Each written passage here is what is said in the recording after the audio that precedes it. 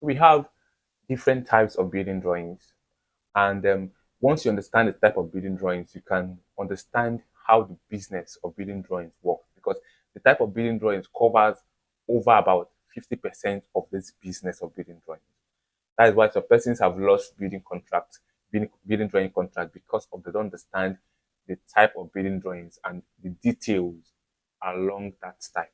So number one, we have the architectural drawing.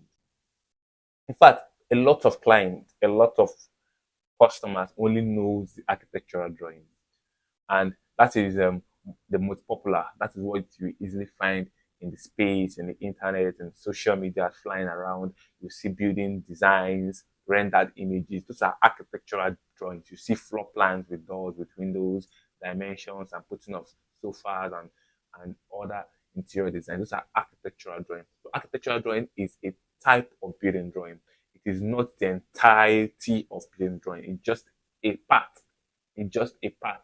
It's just a type of building drawing. An architectural drawing makes up of site plans, floor plans, roof plans, sections, elevations, detailing, and a lot of other things, including specifications. So architectural drawing is number one. The second is structural drawing. Structural drawing too is gaining popularity day by day. Um, and very few people, especially our clients and customers, knows about structural drawing. The structural drawing are the ones done by structural or civil engineers, and structural drawing covers the foundation layout, the, the structural element of that building, foundation, the staircase, the columns, the beams, the slab. Those are the entirety of the structural drawing. So structural drawing are those drawings that entails on what will make this building to stand, the stability of that building project.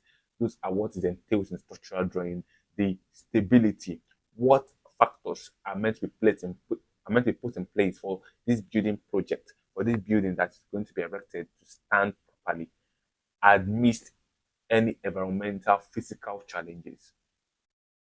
Why architectural drawing that was mentioned before has to do with the aesthetics, the functionality of that building. Even though structural drawing also have do with it, do with functionality also, but in line, these two works together. So architectural drawing, which are done by architects, finish the architectural drawing and pass it over to the structural drawing to put in place the numbers of reinforcement, the type of concrete, the specifications, and other structural elements that will make this building that the architect have designed to stand.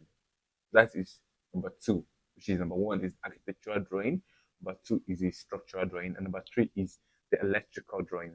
And this electrical drawing has to do with the electrical unit of this house.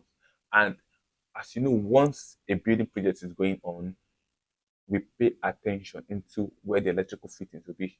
So it is very, very important that an electrical drawing is done, and it's done by the electrical engineers.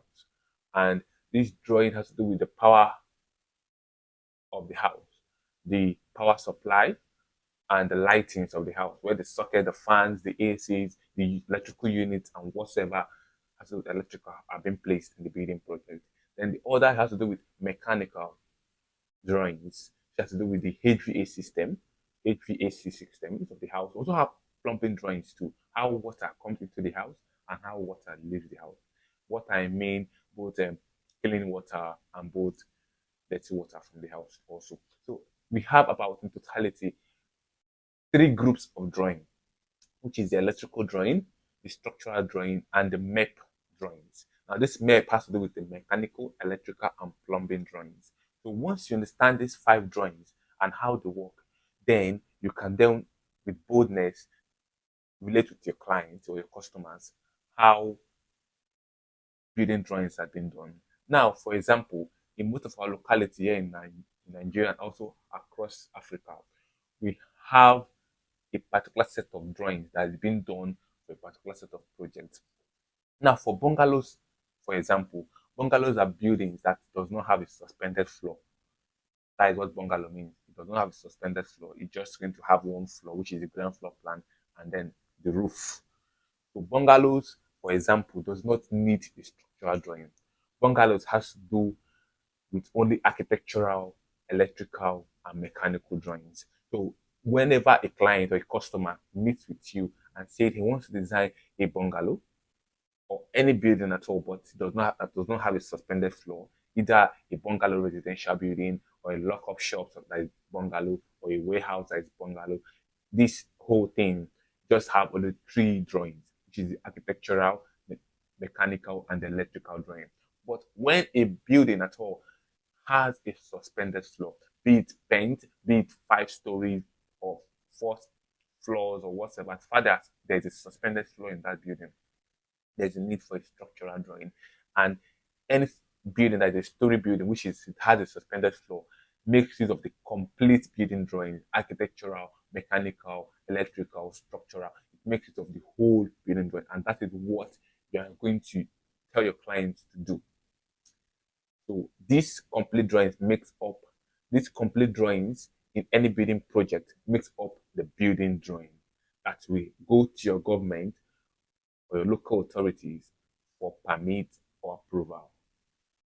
So that is under the type of building drawing.